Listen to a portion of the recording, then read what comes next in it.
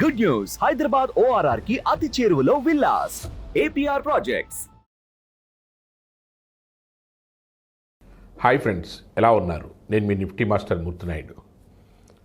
సాధారణంగా రెగ్యులర్గా ట్రేడ్ చేసే వాళ్ళందరూ కూడా మార్కెట్లో మూమెంట్ ఎప్పుడొస్తే అప్పుడు ట్రేడ్ చేద్దాం అన్నట్టుగా వాళ్ళు వెయిట్ చేసి ఆ మూమెంట్ వచ్చిన తర్వాత ట్రేడ్ చేస్తూ ఉంటారు. అసలు కానీ మార్కెట్లో మార్నింగ్ 9:50 నుంచి మార్కెట్ స్టార్ట్ అయిన తర్వాత 3:30 వరకు ఉన్నటువంటి ఒక ఫేజెస్ని ఏ విధంగా వాటిని మనం ఎదుర్కోవాలి, వాటిని ఏ విధంగా డీల్ చేస్తే మనం రైట్ టైంలో మనం ఎంటర్ అవ్వగలము అన్నదాన్ని ఒక 4 పార్ట్ల కింద 4 ఫేజీల కింద కానీ మనం విడదీసినట్టయితే ఏ టైంలో మనం రైట్ టైంలో మనం ఎంట్రీ అవ్వాలి, ఏ టైంలో ఎంట్రీ అవుతే మనకి మ్యాక్సిమం ప్రాఫిట్స్ మనం తీసుకోగలుగుతాము అన్నది బాగా అవగాహన చేసుకోగలిగితేనే ట్రేడింగ్లో మనం అధిక లాభాలు సంపాదించడానికి అవకాశం ఉంటుంది.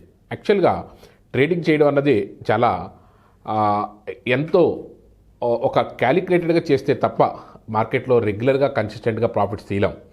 చాలామంది మార్నింగ్ 9:15కి మార్కెట్ ఓపెన్ అయ్యే టైంకే ఇంకా 10 నిమిషాల ముందే సిస్టమ్ ముందు అలా కూర్చొని మార్కెట్ ఓపెన్ అవ్వడంతో బయ్యో సెల్లో లేకపోతే కాలో పుట్టో ఏదో తీసేసుకుని ఇమీడియట్గా దాంట్లోనూ డబ్బులు రావడో పోవడో అంత యాంగ్జైటీతోటి అంత సీరియస్గా మార్కెట్లో ఎంటర్ అవుతుంటారు. కానీ ఈ మార్కెట్లో అత్యధికంగా క్రోర్స్ ఆఫ్ రూపీస్ సంపాదించిన వాళ్ళందరూ కూడా ఏ టైంలో ఎంటర్ అవుతున్నారు, అది ఎంత ఆరామ్సేగా మార్కెట్లో ఒక కన్సిస్టెంట్గా ప్రాఫిట్స్ తీసుకోగలుగుతున్నారు అన్నది బాగా స్టడీ చేసిన తర్వాతే ఈ 4 పార్ట్లో ఏ పార్ట్లో మనం ఎక్కడ మనం ఎంట్రీ ఇస్తే యాక్చువల్గా ఫస్ట్ మార్కెట్ 9:15కి ఓపెన్ అయిన తర్వాత 9:30, 9:45 అంటే ఒక 30 మినిట్స్లో ఒక మొమెంటమ్ ట్రేడింగ్ జరుగుతుంది. ఆ మొమెంటమ్ ట్రేడింగ్ని క్యాచ్ చేయడం ఏ విధంగా చేయాలి, అదేవిధంగా 11 o'clock దగ్గర నుంచి ఏదైతే ఇప్పుడు మళ్ళీ 9:45 దగ్గర నుంచి 11 o'clock 11:15 అంటే ఒక 1.5 అవర్ మళ్ళీ ఏదైతే ఒక డైరెక్షనల్ ట్రేడింగ్ ఉంటుంది.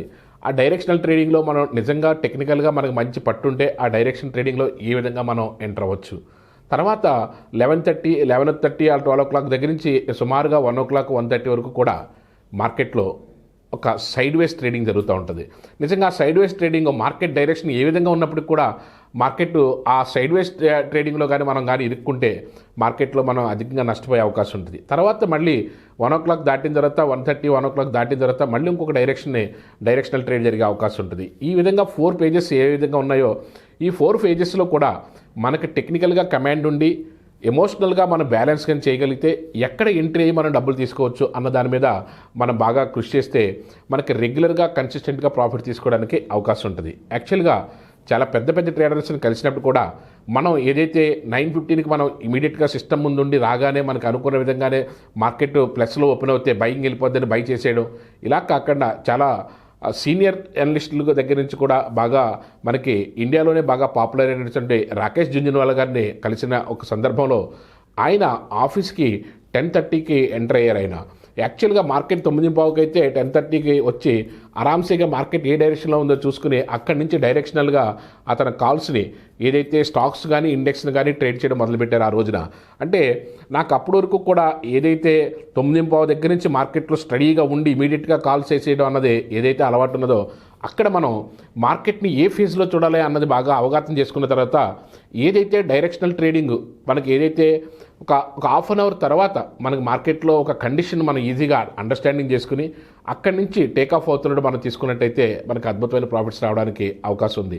ఫర్ ఎగ్జాంపుల్ ఈ రోజున మనం ఏదైతే 28th June ఈ రోజున బ్యాంక్ నిఫ్టీ మనం చూసుకున్నట్టయితే బ్యాంక్ నిఫ్టీ ఈ రోజున మార్నింగ్ ఎటువంటి మూమెంట్ ఇచ్చింది, ఫస్ట్ హాఫ్ అన్ అవర్ తర్వాత డైరెక్షనల్గా మనకి ఇక్కడి నుంచి ఒక 400 పాయింట్లు ఏ విధంగా డైరెక్షనల్గా మూమెంట్ అయ్యింది, అక్కడి నుంచి మనం ఏ విధంగా 400 పాయింట్స్ మనం ఏ విధంగా క్యాచ్ చేసాము, ఎటువంటి ప్రాఫిట్స్ని మనం తీయగలిగాము, ఈ రోజున ఒక 40,000 రూపీస్ ప్రాఫిట్ని మనం ఈజీగా తీయగలిగామంటే దాన్ని ఆ డైరెక్షనల్గా మనం ఏ విధంగా ఉపయోగించుకున్నాము. తర్వాత అప్ టు 1 o'clock 1:30 వరకు కూడా సైడ్ వేస్ మార్కెట్లో మనం ఏమి చేయకుండా ఉంటే బెటరు. అక్కడి నుంచి మార్కెట్ మళ్ళీ ఏ విధమైన డైరెక్షన్కి వెళ్ళింది, ఇలాగ ఫేజ్ వైజ్ మనం తీసుకుని నేను ఇక్కడ మీకు ఏదైతే చూపిస్తున్నానో ఆ డైరెక్షనల్గా ఆ 4 ఫేజెస్లో కూడా మనం ఏ విధంగా చేయాలో చూసుకుని మన మార్కెట్లో ఆ టైం ప్రకారం మనం ఆ మూమెంట్ ప్రకారం ఆ టెక్నికల్ బేస్ చేసుకుని క్యాష్ చేయగలిగితేనే మార్కెట్లో కన్సిస్టెంట్గా ప్రాఫిట్ తీసుకోవడానికి అవకాశం ఉంటుంది. దాని మీద కొంచెం పట్టు సంపాదించడానికి టెక్నికల్గా మీరు క్యాండిల్స్టిక్స్ మీద ఆ ప్యాటర్న్స్ మీద దాని మీద ఒక కొంచెం అవగాహన తెచ్చుకుని మీరు వాడే టైం ఫ్రేమ్స్ని కూడా మల్టిపుల్ టైం ఫ్రేమ్స్లో దాన్ని చెక్ చేసుకుని ఆ యొక్క మూమెంటం దాంట్లో మీరు ట్రేడ్ చేసినట్లయితే అద్భుతమైన ప్రాఫిట్స్ రావడానికి అవకాశం ఉంటుంది. యాక్చువల్గా ఒక్కొక్క అనలిస్ట్ది ఒక్కొక్క ఎక్స్పీరియన్స్ ఉంటుంది, ఒక్కొక్క ట్రేడర్ది ఒక్కొక్క ఎక్స్పీరియన్స్ ఉంటుంది. యాక్చువల్గా నా ట్రేడింగ్ స్టైల్ చూసుకుంటే 10:30, 11 కల్లా నేను నా ట్రేడ్ని క్లోజ్ చేస్తాను. అంటే నాకు ఉన్నటువంటి మార్కెట్ మీద ఉన్న గ్రిప్ ఉండొచ్చు, నాకు ఉన్నటువంటి అవగాహన ఉండొచ్చు, నా స్టైల్ ఆఫ్ ట్రేడింగ్ ఉండొచ్చు, ఏదైనప్పటికీ కూడా. అలాగే మీరు కూడా ఈ 4 ఫేజెస్లో మీకు ఏ ఫేజ్ సూట్ అవుతుంది, ఎక్కడ మీరు కాన్సన్ట్రేషన్గా చేయగలుగుతారు.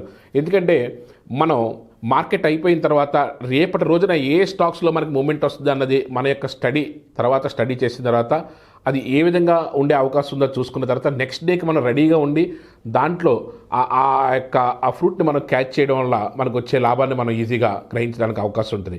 అందుకనే మీరు మీ యొక్క స్టైల్ ఆఫ్ ట్రేడింగ్ని మీకు మీరుగా అలవాటు చేసుకోగలిగి ఈ ఫేజెస్లో ఏ ఫేజెస్లో మీకు ఫర్ ఎగ్జాంపుల్ నేనైతే ఏదో మొమెంటమ్ కాల్ ఏదైతే నేనైతే క్యాచ్ చేశాను, మీరు for example directional point of వ్యూలో మార్కెట్ అంతా ఒక 1/2 అవర్ ఒక 1 అవర్ అయిన తర్వాత స్టడీ అయిన తర్వాత టేక్ ఆఫ్ అవుతున్నప్పుడు తీసుకుంటే డైరెక్షనల్ మార్కెటింగ్లో డైరెక్షన్ ట్రేడింగ్ చేస్తే మంచి లాభం అవడానికి అవకాశం ఉంటుంది.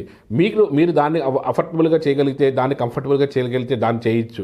లేకపోతే సైడ్ వేస్ మార్కెట్ అయిపోయిన తర్వాత ఈవినింగ్ 1 తర్వాత ఆఫ్టర్నూన్ 1 దాటిన తర్వాత మళ్ళీ ఇంకొక డైరెక్షనల్ మూమెంట్ వచ్చే అవకాశం ఉంటుంది. దాన్ని ఆ డైరెక్షనల్ ట్రేడ్ని ఏ విధంగా చేయొచ్చు.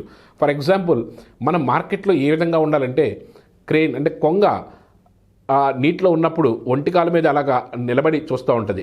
అలాగ దాని మీద అలాగుంటే కదలకుండా అలాగుండి అది ఎప్పుడైతే ఫ్లై అవుతుందో అప్పుడు ఖచ్చితంగా దాని నోట్లో చేప ఉంటుంది. అంటే మనం అంత యాక్యురేట్గా మార్కెట్లో కాన్సన్ట్రేషన్గా మార్కెట్లో ఉండి ఎక్కడి నుంచి మూమెంట్ వస్తుంది, ఎక్కడి నుంచి డైరెక్షన్ తెలుస్తుంది, లేకపోతే ఏది సైడ్ వేస్ మళ్ళీ ఏది డైరెక్షన్, ఈ 4 ఫేజెస్లో మనం ఒక నజర్ అలా వేసి మార్కెట్లో టక్కున మనం ట్రేడ్ వేస్తే మనకు కావాల్సినటువంటి ప్రాఫిట్ తీసుకుని బయటికి రావాలి. అటువంటి గ్రిప్ను మార్కెట్లో తెచ్చుకోగలిగిన రోజున, ఆ టైం మెయింటెనెన్స్ చేసిన రోజున, ఆ ఎమోషన్ బ్యాలెన్స్ చేసిన రోజున మీరు ఖచ్చితంగా ఈ మార్కెట్లో కన్సిస్టెంట్గా ప్రాఫిట్ తీసుకోవడానికి అవకాశం ఉంటుంది. అట్ ద సేమ్ టైం నేను దీని స్క్రీన్ రికార్డింగ్గా కూడా ఈ రోజున నిఫ్టీ ఏ విధంగా జరిగింది, బ్యాంక్ నిఫ్టీ ఏ విధంగా ఈ ఫేజెస్లో ఏ విధంగా వచ్చింది, అదేవిధంగా స్టాక్స్ విషయానికి కూడా ఈ రోజున ఏ స్టాక్స్లో మనకి మంచి మూమెంట్ వచ్చింది, ఆ మూమెంట్ని మనం ఏ విధంగా క్యాచ్ చేయాలన్నదంతా కూడా స్క్రీన్ రికార్డింగ్లో కూడా నేను మీకు డీటెయిల్గా చూపిస్తాను. మీరు ఇక్కడ అవగాహన చేసుకోవాల్సింది ఏంటంటే మార్కెట్లోకి వచ్చిన వెంటనే మనం చేయాలనుకుంటే దానికి ముందు కావాల్సినటువంటి సరైన ఎక్సర్సైజ్ చేయాలి. ముందు రోజే మనం ఎక్సర్సైజ్ చేసి రెడీగా ఉండి మనం అనుకున్న స్టాక్స్నో లేకపోతే మనం అనుకున్న ఇండెక్స్లో ఏదైతే అది మార్కెట్ ఫ్రేమ్లో పెట్టుకుని మన ఫ్రేమ్ నుంచి అది అవుట్ ఆఫ్ ది ఏ విధంగా వెళ్తుంది, ఐదర్ బ్రేకప్ వస్తుందా బ్రేక్ డౌన్ వస్తుందా చూసుకుని దానికి తగ్గట్టుగా మూమెంటం ట్రేడ్ చేయడం వేరు. అదేవిధంగా మార్కెట్ ఓపెన్ అయిన తర్వాత ఒక హాఫ్ అన్ అవర్ మార్కెట్లో ఏదైతే జరుగుతుందో ఆ మూమెంట్ని కంప్లీట్ చేసిన తర్వాత అప్పుడు ఏదైతే డైరెక్షన్ తీసుకుంటుందో ఆ డైరెక్షన్లో మార్కెట్లో క్యాష్ చేసి ఆ డైరెక్షన్ ట్రేడ్ని అంతా తీసుకుని అక్కడ నుంచి మనం ఫ్రూట్ తీసుకోవడం అన్నది వేరు. సైడ్ వేస్ మార్కెట్ అంతా అబ్జర్వ్ చేసి ఆఫ్టర్ 1 o'clock వాట్ నెక్స్ట్ అన్నదాన్ని మనం అవగాహన చేసుకుని ఆఫ్టర్ 1 o'clock తర్వాత మార్కెట్ ఏ విధంగా మూమెంట్ అవుతాయి. ఎందుకంటే 1 తర్వాత నుంచి మార్కెట్ ఒక డైరెక్షన్ ఇచ్చి 2కి 3కి మధ్యలో ఒక స్పీడ్ మూమెంట్ అయితే ఒకటి జరుగుతుంది, దాన్ని కూడా మనం క్యాష్ ఒక డైరెక్షనల్ మూమెంట్ అయితే జరుగుతుంది, దాన్ని కూడా క్యాష్ చేయొచ్చు. కాకపోతే మీరు ట్రేడింగ్లో కూడా మార్నింగ్ 9:15 నుంచి 3:30 వరకు కూడా కంప్లీట్గా ప్రతి ట్రేడ్ ఇన్వాల్వ్ అవ్వాలన్నది కాదు. మీరు ఏ మూమెంట్ మీరు కంఫర్టబుల్గా ఉన్నారు, దేని మీద మీకు మంచి గ్రిప్ ఉంది అన్నది ఇలా 4 ఫేజ్ల కింద తీసుకుని ఏ ఫేజ్లో మీరు కంఫర్ట్ అయితే ఆ ఫేజ్లో మీరు ట్రేడ్ చేసుకుంటే డైలీ 1 ట్రేడ్ వచ్చినా సరే, నా యొక్క క్యాప్షన్ కూడా అదే నిఫ్టీ మాస్టర్ది, 1 ట్రేడ్ ఈజ్ సఫిషియంట్. మీరు ఈక్విటీ మార్కెట్లో ఒక 25,000, నా యొక్క ట్రేడింగ్ స్టైల్లో ఈక్విటీ మార్కెట్లో ఒక 25,000, కమోడిటీ మార్కెట్లో ఒక 25,000 for the day is enough. ఒక 40,000 to 50,000 మధ్యలో మనం ఎర్న్ చేయగలిగితే దానికి మన టైంకి మనం చేస్తున్న టెక్నికల్ అనాలిసిస్కి మనం చేస్తున్న ఎఫర్ట్స్కి అన్నట్లు కూడా ఎఫర్డబుల్గా ఉంటుంది. అలాగే మీ కెపాసిటీ 10,000 రూపీస్ అనుకో, మార్నింగ్ ట్రేడ్లో ఒక 5,000 రూపీస్, ఆఫ్టర్నూన్ మళ్ళీ కమోడిటీస్లో 5,000 రూపీస్, లేకపోతే నిఫ్టీ బ్యాంక్ నిఫ్టీలోనే ఒక 10,000 రూపీస్. లేదా మీ కెపాసిటీ ఇంకా ఎక్కువ ఉండి మీరు ఇన్వెస్ట్మెంట్ బాగా చేయగలరు అనుకుంటే మంత్లీ మీరు డే ఏదైతే ఉన్నదో ఆ డేలో మీకు 50,000 to 1 lakh కూడా ట్రేడ్ చేయొచ్చు. It's a number game. దాన్ని మీరు ఏ విధంగా ఫేజ్ వైజ్ తీసుకోవాలన్నది అంతా కూడా డిసైడ్ చేసిన తర్వాత ఆ విధంగా ట్రేడ్ చేసుకుంటే ఆ టైం ఫ్రేమ్స్ ప్రకారం మీకు అధిక లాభాలు వచ్చే అవకాశం ఉంటుంది. Thank you.